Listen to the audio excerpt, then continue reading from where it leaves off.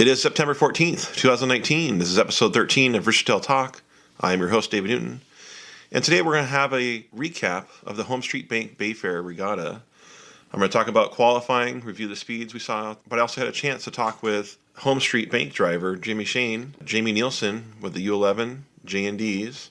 We also talked with 1 liter driver Marina Bartels, the crew chief for GP15, and an eventual race winner, Jaime Neilson. I had a great time down there. I'm going to talk about my experience, the weekend, the racing. So sit back, relax, and welcome to Roostertail Talk.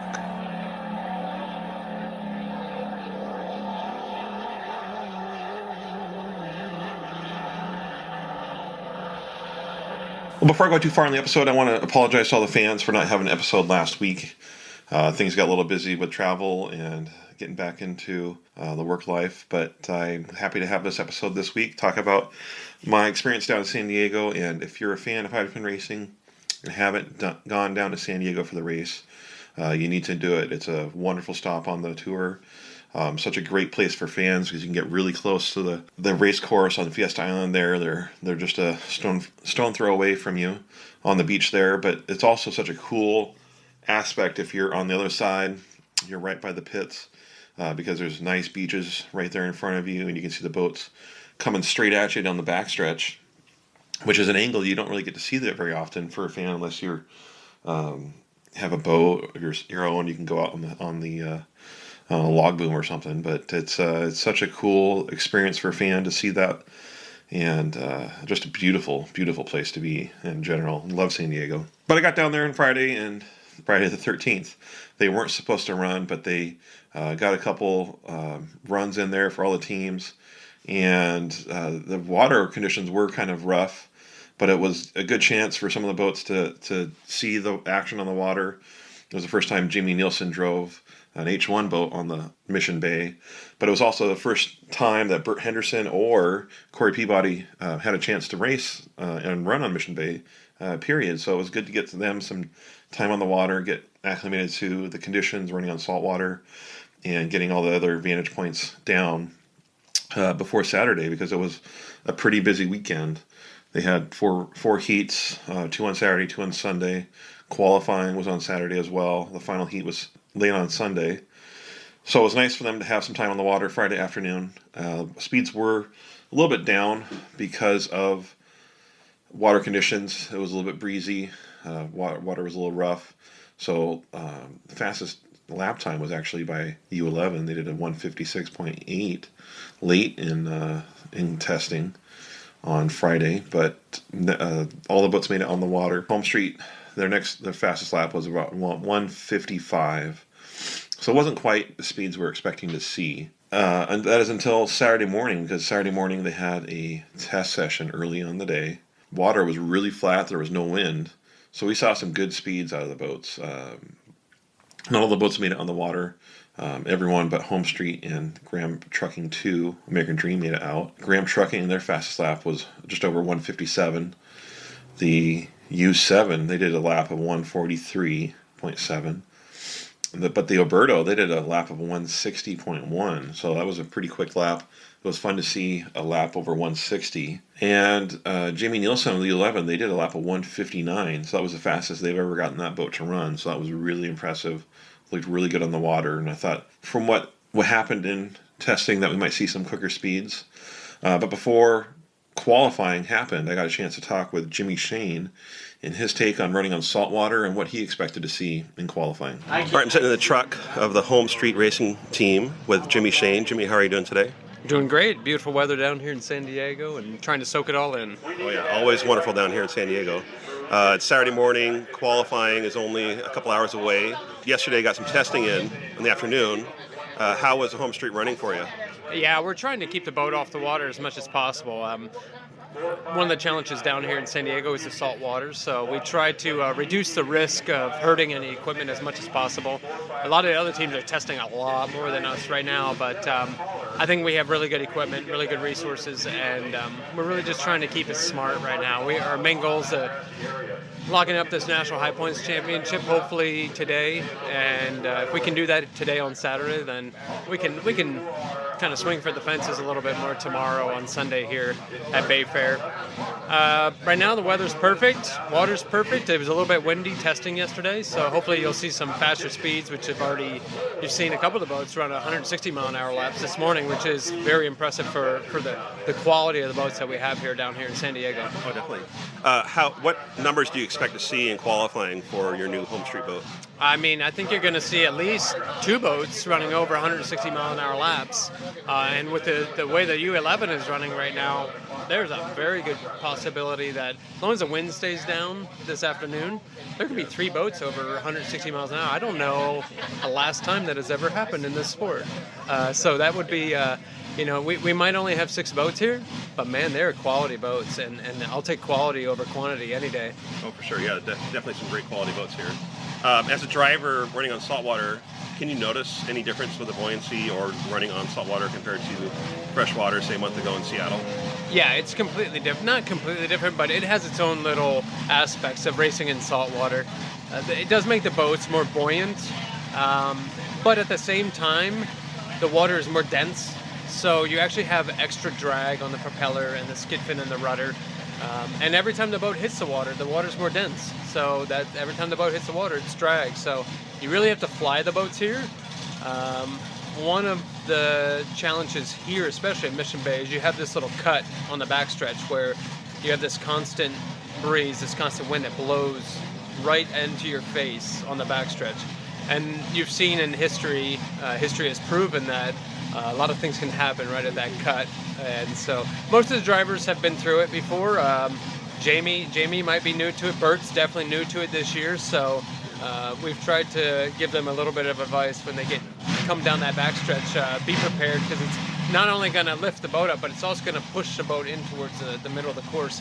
And then what happens is a driver will start to counteract that push.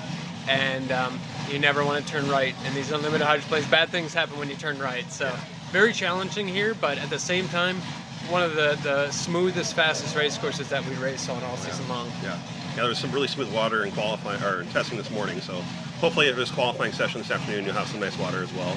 But you're also running a different boat this weekend as well. You're running GB class. Can you spend a minute talking about that organization? Sure. Yeah, I'm running a Grand Prix boat called the Charger this weekend.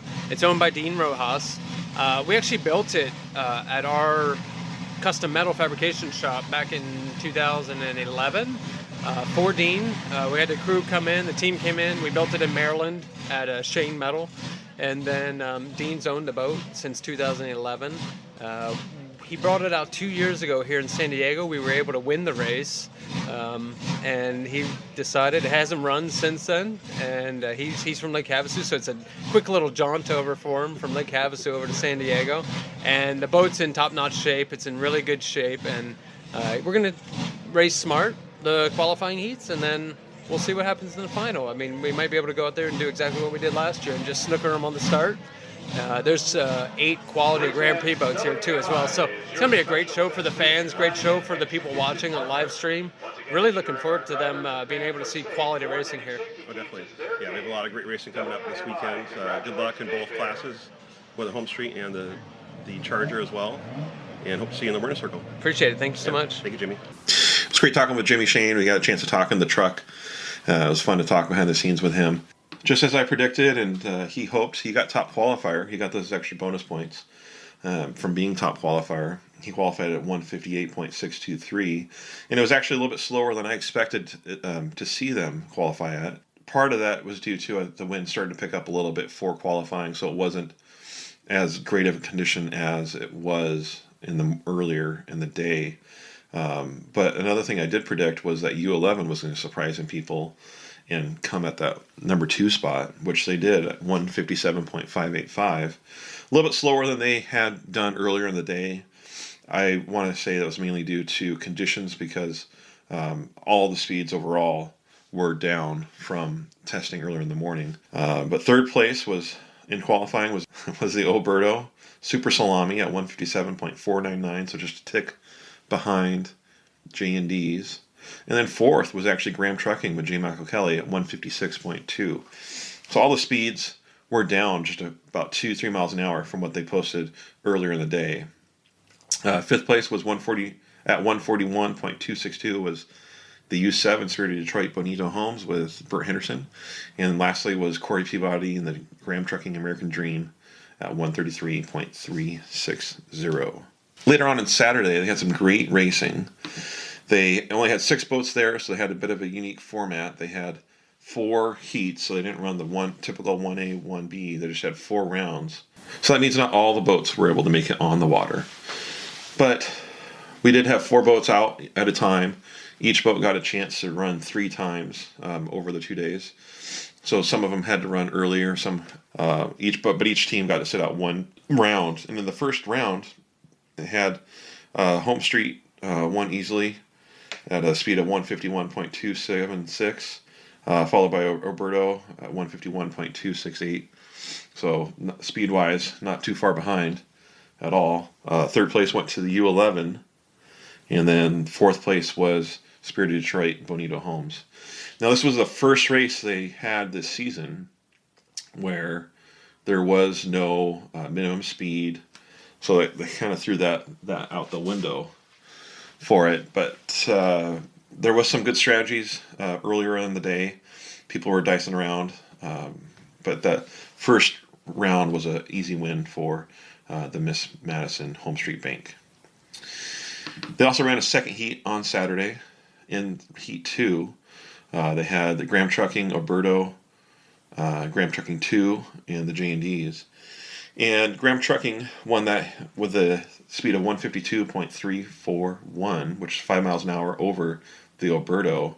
They walked away with that heat win in their hopes to somehow hang on to the national championship. Homestreet was able to win it the next day after they finished their 3rd round, and Homestreet Bank was able to clinch the season high points. 3rd in that heat was Jaime Neilson, and 4th, actually DNF, the Graham Trucking 2, American Dream, didn't finish the 2nd round. Well, on Sunday morning, I got a chance to talk with Jaime Neilson. It was his first time running H1 on Mission Bay, and he got some great times in qualifying and earlier in the day and testing. All right, I'm talking to Jaime Neilson. How are you doing, Jamie? Doing great.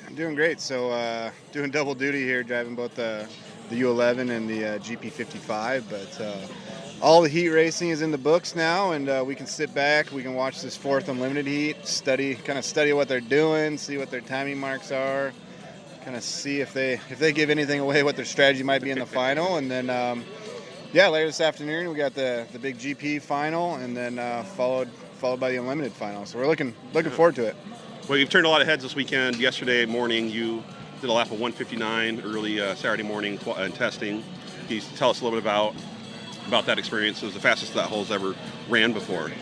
Yeah. I mean, all the credit on that goes to the crew and the team. I mean, they've been putting in a lot of hard work, and I mean, we're changing something every time we go out, and just trying to continually improve, and in the meantime getting me more seat time. So I'm starting to feel more comfortable each time, and the crew's making the boat go faster and faster every time. So it feels good to get this thing up in the hunt. Qualifying 2nd, I think felt good for everyone, and now we gotta go prove it in the final heats. There we go. That's right. And this is the first race this year. They changed the starting procedures. 80-mile-an-hour rule is out of the window. It's a different rule for this race. How do you feel about the rule change? Oh, I don't mind it. I mean, it is what it is. It's as long as it's the same for everyone and can be called fairly, then I'm all for it. So it'll be interesting to see what happens in this final. I mean, they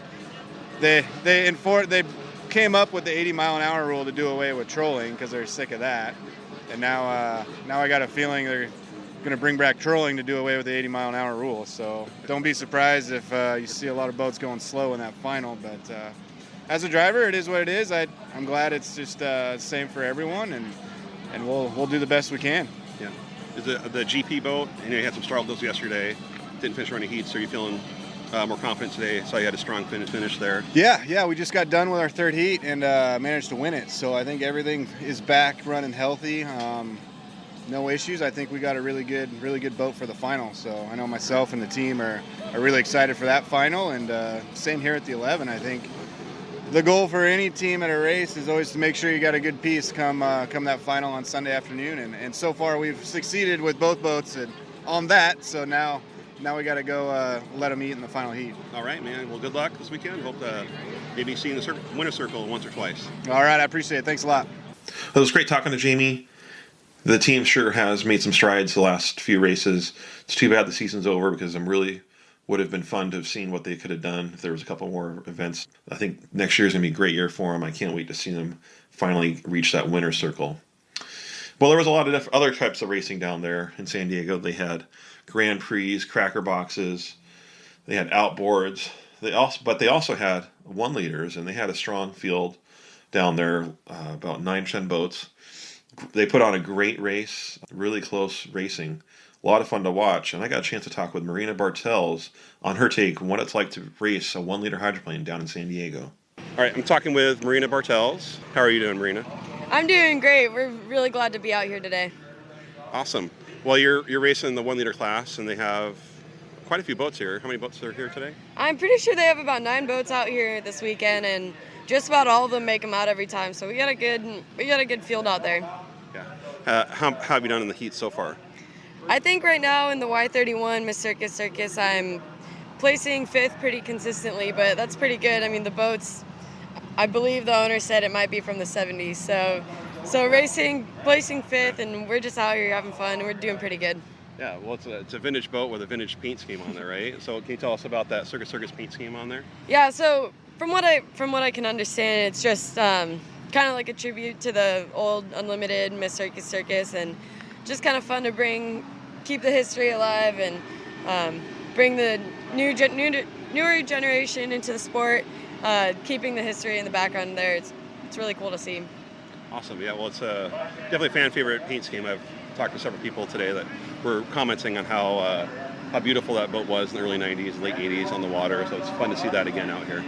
Yeah, I was actually just going to say the same thing. It definitely seems like it's a fan favorite. I mean, the pink gets a lot of people, and a lot of little girls coming up to me, and they're like, "What, you drive this?" So it's pretty cool. And yeah, with the circus like history, it is a big fan favorite. It's really cool to be driving it. Yeah, definitely. Well, how long have you been racing now? So I kind of grew up with the sport. My family owned the UL11. We raced that for a couple years, then started working on the GPs and then the Unlimiteds. And then 4 years ago, I started driving, and my family, we race for Bartels Family Racing, and it's me and my sister driving our 2.5 stock. So that one's up at home right now, but we've had that for the past 2 seasons and done pretty good, so it's fun. Yeah.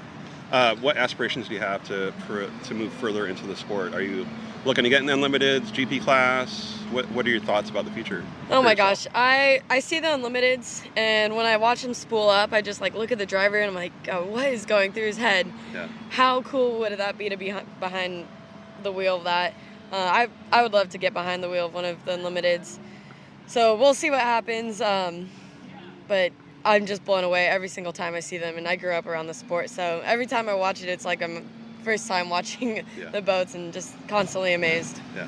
Well, you're an ultimate hydroplane fan like yourself. Get goosebumps seeing the boats out there. Yeah, seriously. Well, yesterday I was standing on the dock before the Grand Prix are going out. My heart started pumping as they started firing off the boats, and I was like, oh my gosh, so fun. Yeah, it's a great feeling, right? Mm-hmm. Yeah, it's like music to my ears hearing those guys. Yeah. Well, I want to ask you what kind of obstacles you've had to overcome. You're one of the only female drivers here, I believe, this weekend. Mainly male drivers. Could you speak up to a minute about any obstacles you've had to go through to get into the seat? Yeah, I mean, there's not a whole lot of obstacles. Me being a female in the sport, it is very male dominated. The 2.5 class that I race in, it's me and my little sister, and then there's definitely another 16-year-old who drives, and then her mom drives. So I think we're coming up, and I think really when we put people in boats and everything, we're just there to make sure that everyone knows that everyone can do the sport. It's not just if you grew up with it. I know people who got into the sport last year and they're doing great. So there's not huge challenges. And people are always rooting for you, so it really helps out. Yeah. Well, I looked, hopefully, be in the sport for a while, be an inspiration. I know coming here yesterday, my wife was very excited to see that you're racing and that there are females are represented in the sport. She was really excited years ago when Bianca was promising to come up, and Kaylee Perkins, and unfortunately Unlimited class hasn't seen that for many years. So I know there's a big fan base out there that'll be rooting for you once you get into bigger classes. Yeah, hopefully one day we'll see me and my sister or some other girls coming up in the class. We'll see what happens. Yeah. Well, good luck, and I hope you have a great finish of the weekend. Thank you. You too.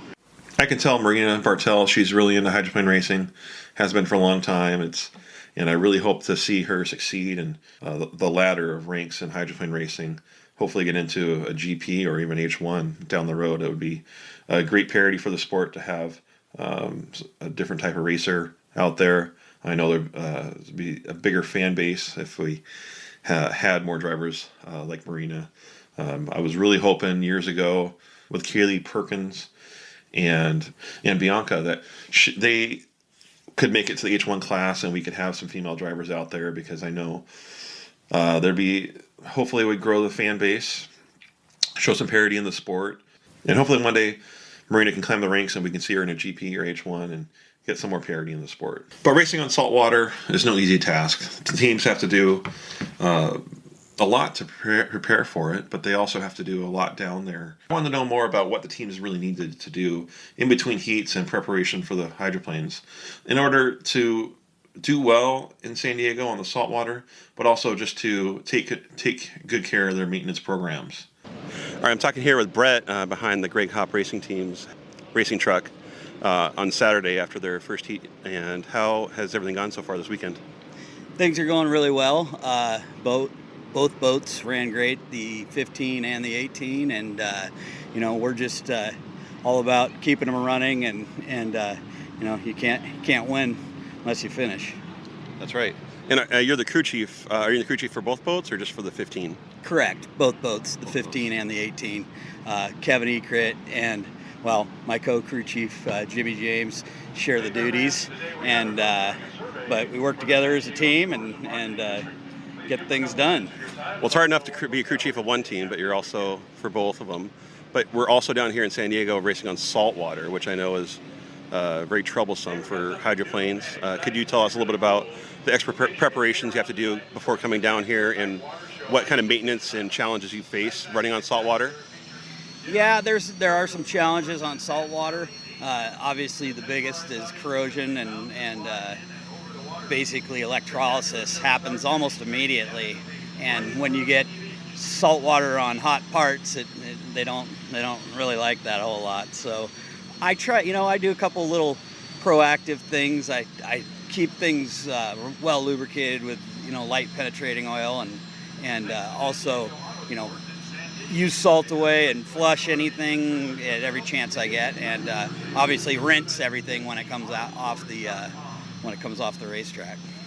So you just rinse it with, what do you rinse it with exactly? Just hose water, but then if I have an opportunity, I'll use some salt away or some corrosion inhibitor and spray it. The skid fin, the hard parts, rudder, especially any aluminum parts are just susceptible to bad oxidization and corrosion. And what would happen if you missed a part, like you didn't get all the rudder cleaned off or one of the other parts? What would exactly happen? Say 2 hours went by, your next heat, you would go out there. What would happen to those parts? The salt, it doesn't happen immediately, but it is a rapid process. But it gets this powdered aluminum, like white powdery, like powdered sugar look to it, and eventually, if you don't treat it with something, it turns into like looks like a science project, or it's got crystallization happening, and that's the actual electrolysis and corrosion happening, and it does weird things to everything, and you just have to constantly stay on top of it. The propellers also operate differently in saltwater too. They don't spin up as fast. Freshwater, they actually make quicker rotations than they do in saltwater. Yeah. Really? With saltwater has higher salinity and more density to it, so it's tough it makes the engine labor harder, and it's harder to turn the propeller. So what would you do to set up for running on saltwater with the propellers not turning as quickly?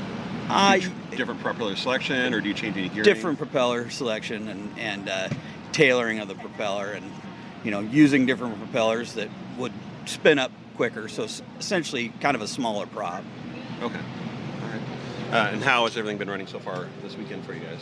Great. We haven't had any big problems. Everything's running strong.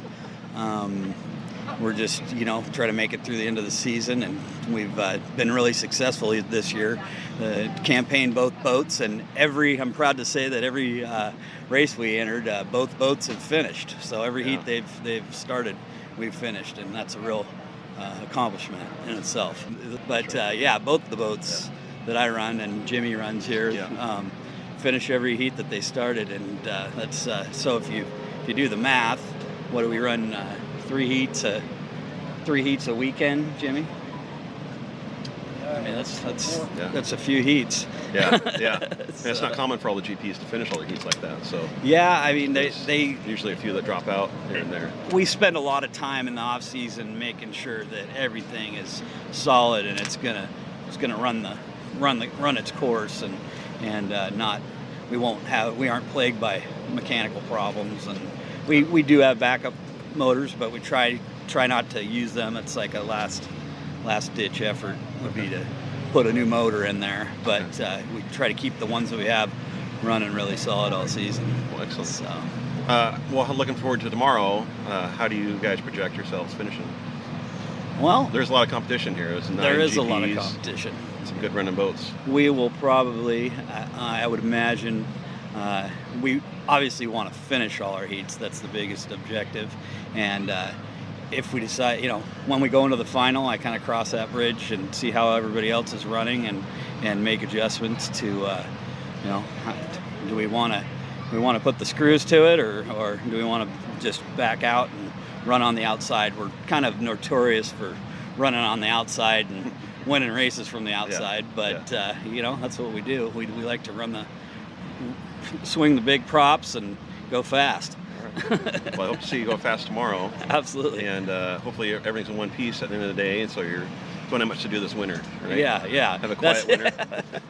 There's never a quiet winter. Ultimate goal. Jimmy and I here have been working on both boats since January, and then we had intentions of going to the kilos there in Orville, but they got canceled, and that was back in March. So actually, both boats were ready back in March, and here we are. We've been working on them hard since January. So I mean, when I say hard, I mean 7 days a week. Yeah. So what kind of hours do you put in that? I have 7 days a week. I have a garage that I do performance automotive out of.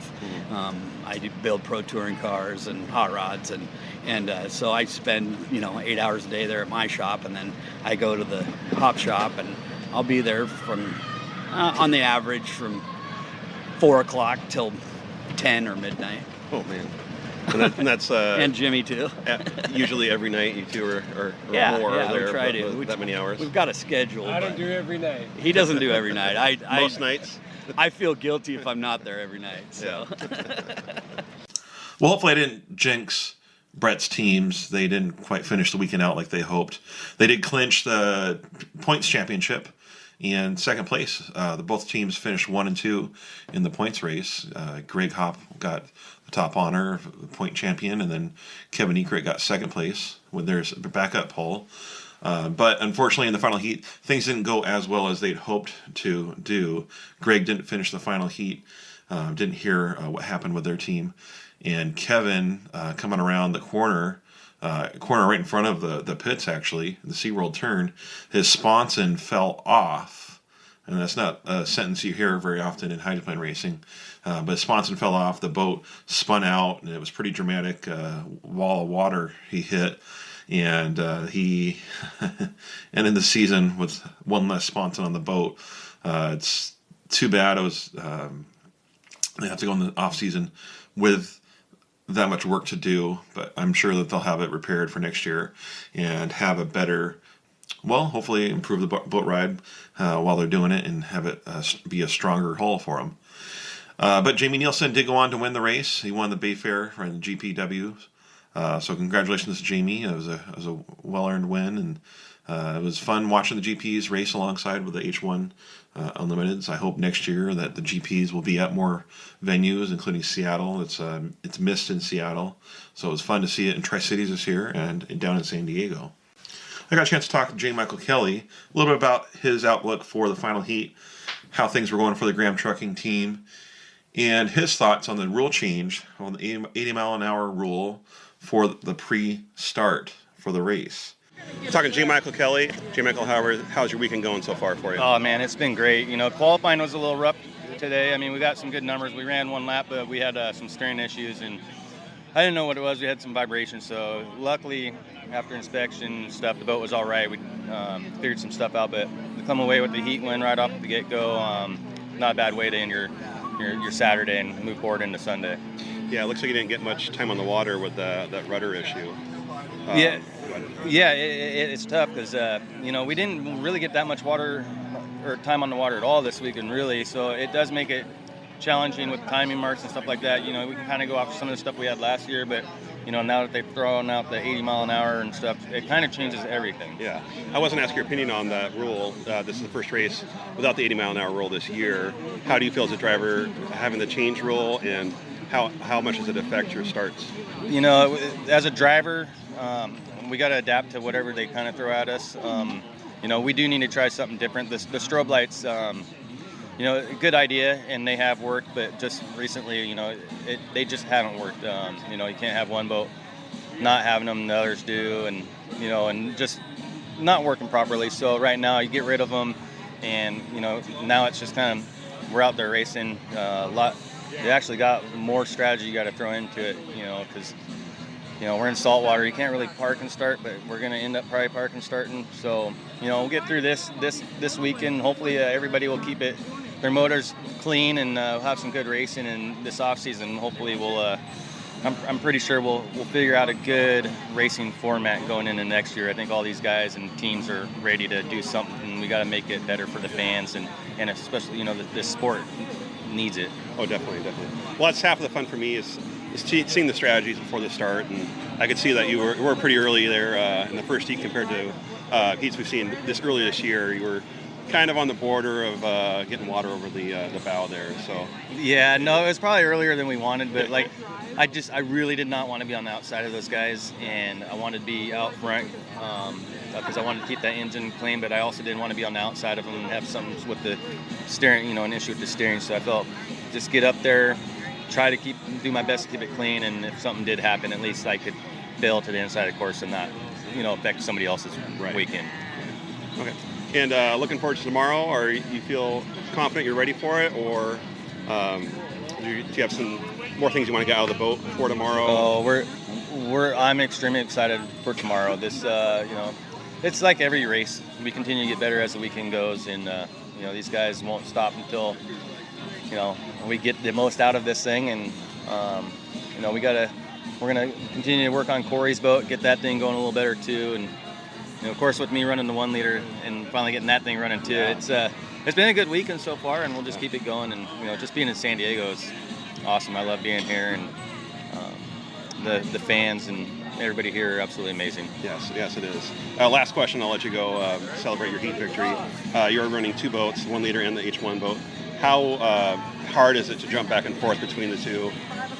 Actually, it really isn't that hard. I'm actually glad I ran the 1 liter today, because it gave me an opportunity to go out and figure out the race course, because we're basically got the same DMZs and everything like that, and I didn't get the opportunity in the big boat, so I was able to go do it in the smaller boat.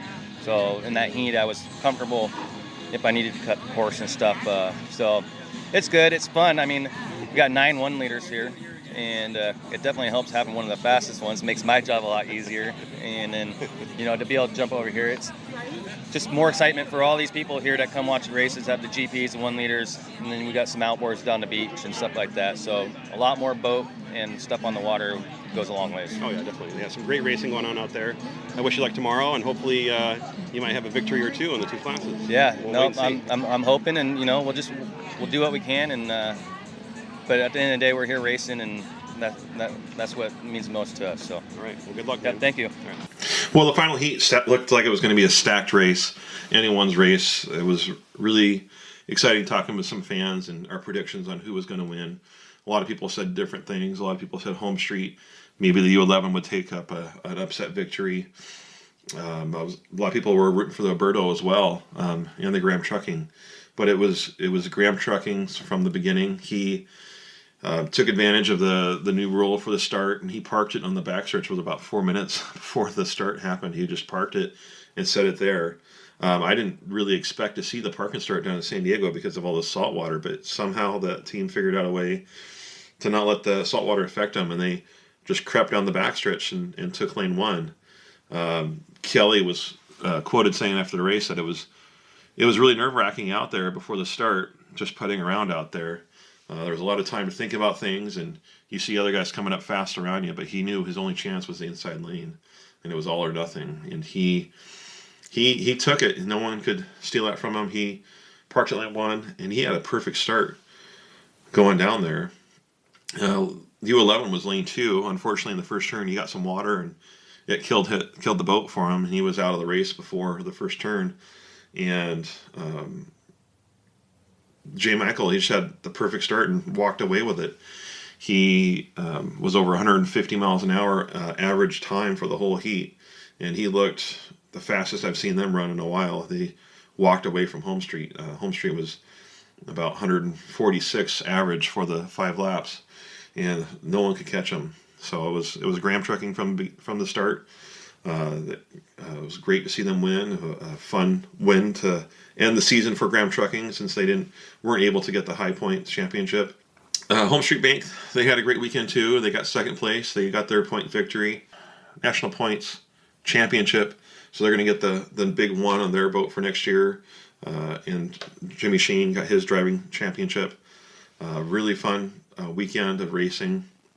Unfortunately, Burt Henderson looked like he was going to have third place, but he got a 1 minute penalty for jumping the gun early. So that gave third place to the Alberto, putting him into fourth place with the U7 Spirit of Detroit. And then fifth place was the Graham Trucking 2 American Dream. Well, it was a great race. What are your thoughts about the starting rules for that race? The park and start, are people happy that the park and start's back? Because I think if they don't do any rule changes in the off season, it's going to be that way for the rest of the for 2020 racing season.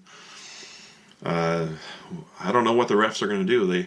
I know they're going to have a long winter to talk about it. Maybe the flag start will make a return. Maybe they'll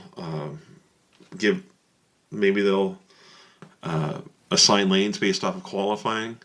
Maybe they'll draw names out of a hat. Maybe they'll go back to the 80 mile an hour rule. We don't know. So as a fan, what do you think? What should they do? I hope everyone's listening out there can post on Facebook or Instagram or Twitter and underneath the podcast episode, and let me know what your thoughts are. Should they keep the park and start? Are you a fan of that? Or maybe you're not. Maybe you want to see the 80 mile an hour rule come back. Or maybe we should just have a flag start so it's easier for the fans to know what's going on out there and kind of eliminate some need for penalties. But I hope you enjoyed our 13th episode and our recap of the Homestreet Bank Bayfair Regatta. I had so much fun down there being in San Diego. It's been too long since I've been down there. Hopefully next year I can make it back, and it's just such a beautiful, beautiful place to be for a race. You couldn't ask for a nicer way to end the H1 season than down in San Diego. Make sure you check back with us next week on October 1st, Tuesday at 5 a.m. Pacific Standard Time for our next episode. Also, don't forget to hit that subscribe button on your podcast player, as well as rate and review your experience. For more updates on Hydro News, check us out on social media. We're on Facebook, Twitter, and Instagram. Roostertail Talk is now online as well, with our new website of www.roostertailtalk.com. On the website, you can sign up for an email subscription list to get notifications on upcoming episodes, Hydro News, podcast updates, and much, much more. Finally, this is a free podcast to all of our listeners. But if you're really enjoying Roostertail Talk and want to help us to continue to grow and expand, please donate. You can find a link to donate through PayPal on our website under the Support tab. So until next time, I hope to see you at the races.